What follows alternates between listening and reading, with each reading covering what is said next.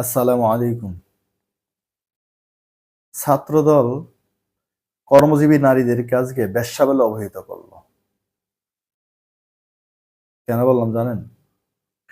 তারা একটা যুক্তি নিয়ে দাবি নিয়ে মিছিল করলো, বিক্ষোভ মিছিল করলো। সেটা হলো আমিরে জামাত ডক্টর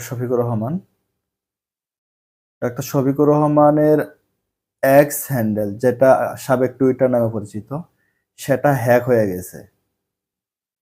সেটা আবার হ্যাক হয়েছে কই থেকে? রাষ্ট্রপতির ভবন থেকে।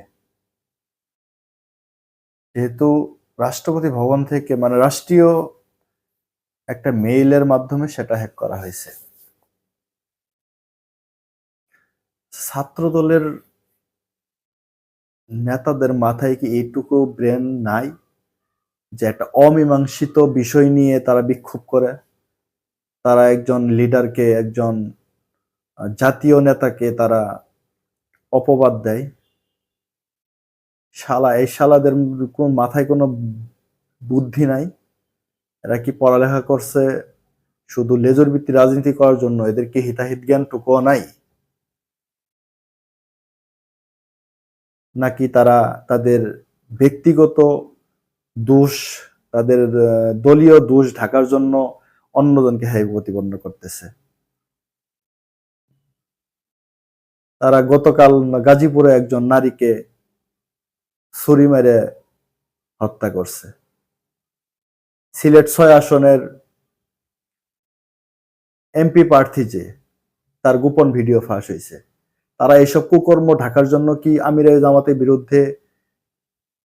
জামাতের অ্যাকাউন্ট হ্যাক করে আমিরে জামাতের বিরুদ্ধে অপবাদ, অপপ্রচার চালানো শুরু করছে না?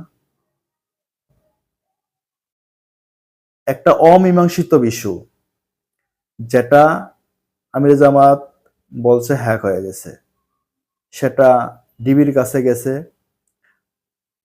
ডিবি সত্যতা যাচাই করতেছে। অলরেডি তারা বলে দিয়েছে যে তারা হ্যাকের সত্যতা পাইছে।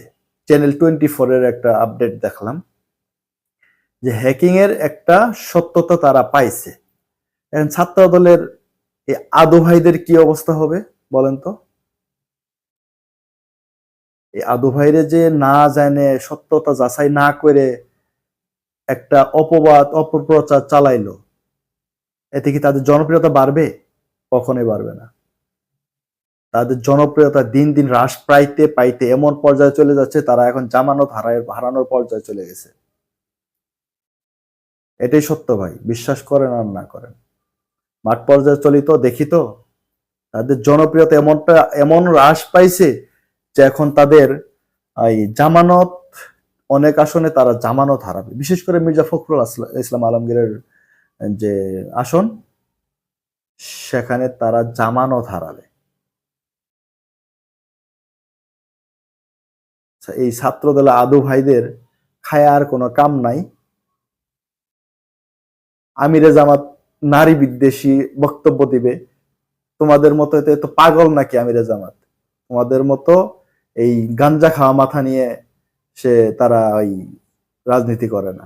তোমরা 3 বেলা মধ্যে 2 বেলা ভাত খাও, 1 বেলা গাঞ্জা খায় থাকো। তোমাদের নোংরা রাজনীতি জামাত শিবির করে না। ভালো থাকবেন। আসসালামু আলাইকুম।